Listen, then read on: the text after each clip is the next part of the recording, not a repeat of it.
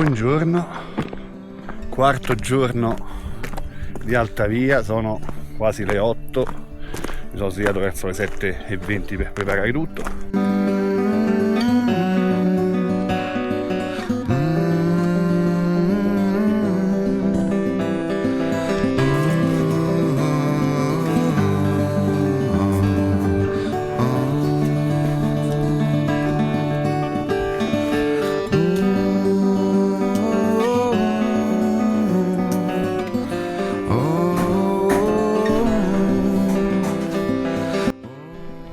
Bene, mi lascia alle spalle il rifugio Scotoni, probabilmente è stata la miglior notte e devo dire, l'ho anche detto a loro, miglior rifugio incontrato finora, gentilissimi e disponibilissimi.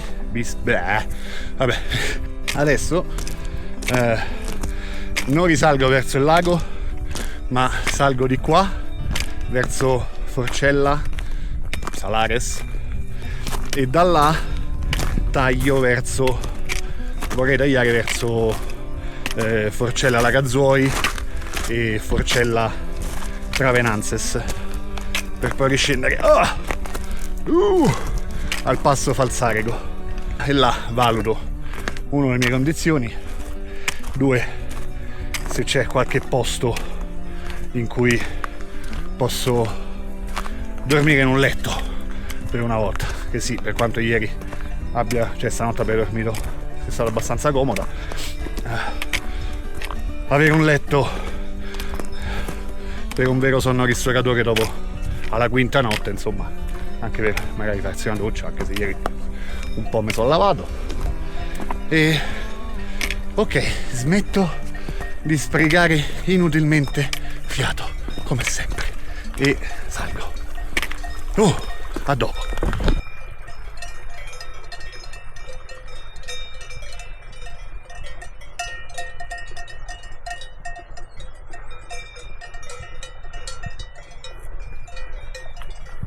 E tu che fai là?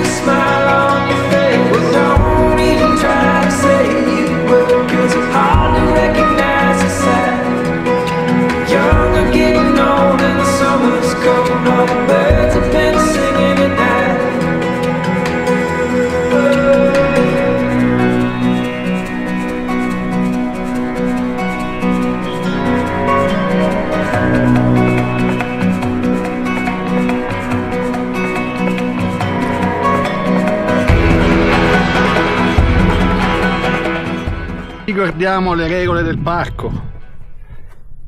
non puoi fare un frontale, non puoi campeggiare, a meno che non te lo dica il Fanes, il rifugio Fanes, per poi mandarti la forestale, bastardi. Non puoi bere, non puoi eruttare, non puoi stare a un fiore, non puoi prenderti i funghi, non puoi cogliere i conigli, non puoi raccogliere minerali né fare fuochi. Well, we're dead and gone. Well, the mountains remember. Oh, just carry on. Moving slow as the forest grows. And turn our bones into dust. And untold legend is lighting up.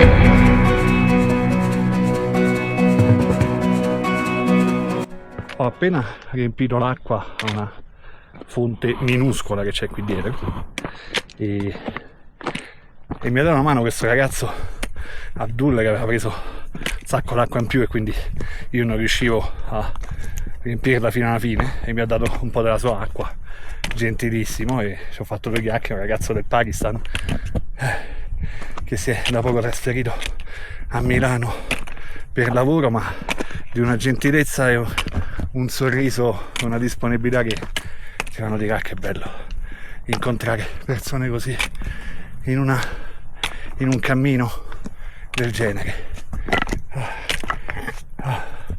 Non quasi è arrivata la forcella, sarei tentato ad arrivare al rifugio, ma che vado a fare?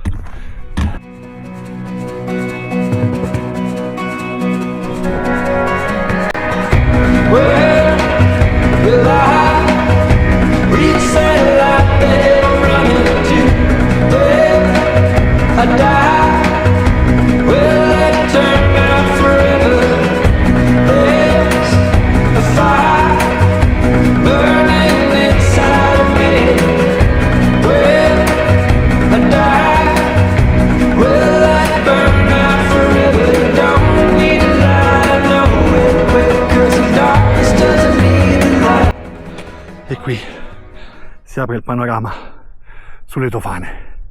Che meraviglia! Il cristallo, l'Antelao, la Storia dei Formin, sullo sfondo il Pelmo. Qui in primo piano le 5 torri, la Verau, il Nuvolau, giù in fondo il Civetta.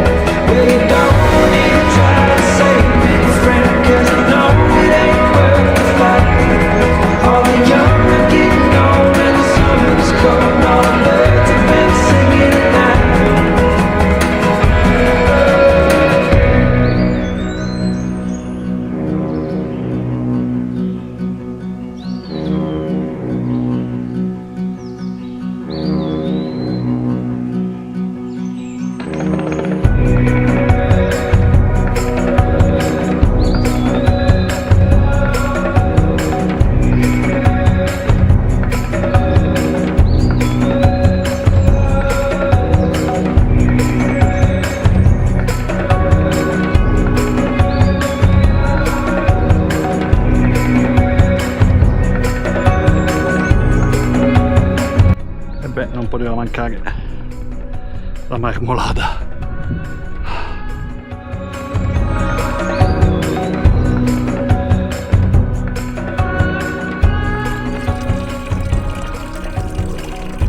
Arrivato al passo Falzarego e adesso 300 metri di una bellissima asfaltata per arrivare al rifugio Colgallina e vedere se hanno posto o se mi lasciano uno spazietto per la tenda.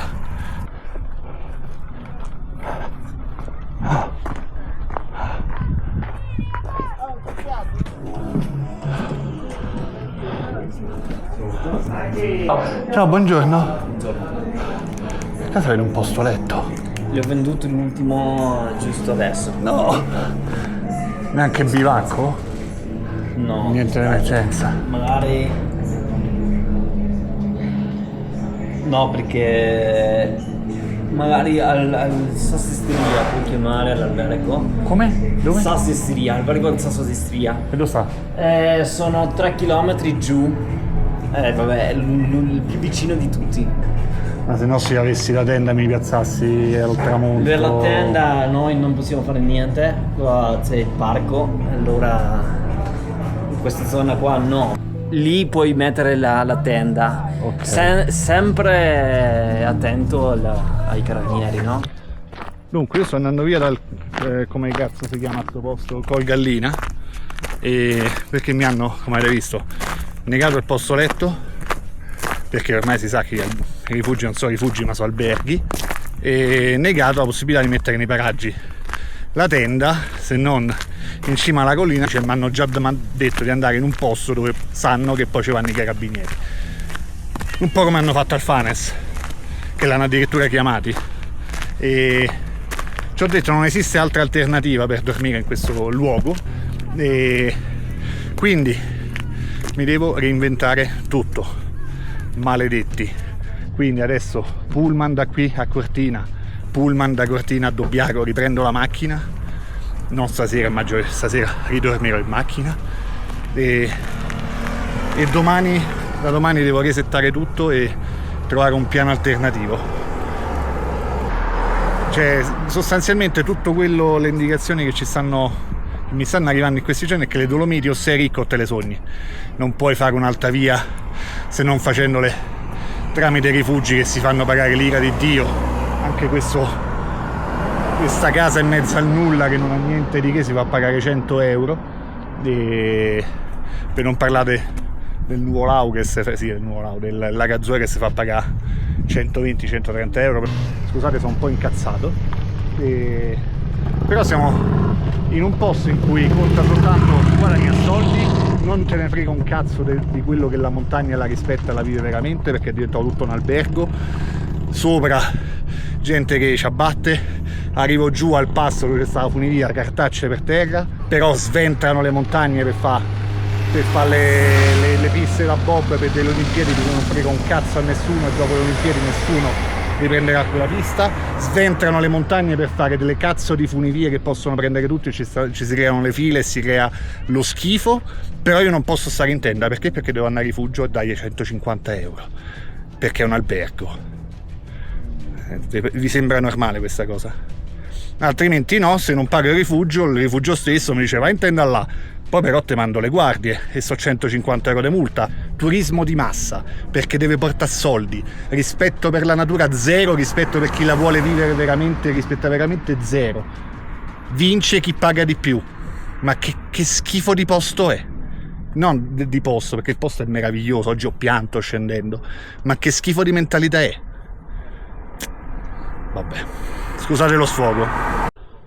Bene, ore 9:10, sono di nuovo a Dobbiaco, dove ho preso pullman da Passo Falzarico a Cortina, e dopo un'ora pullman da Cortina a Dobbiaco. Sono tornato al parcheggio, la macchina c'è ancora.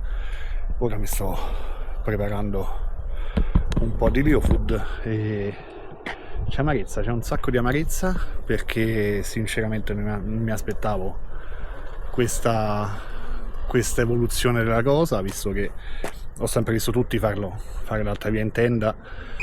Quindi io sono tornato a Dobbiaco per recuperare la macchina, ma questa cosa non mi ferma,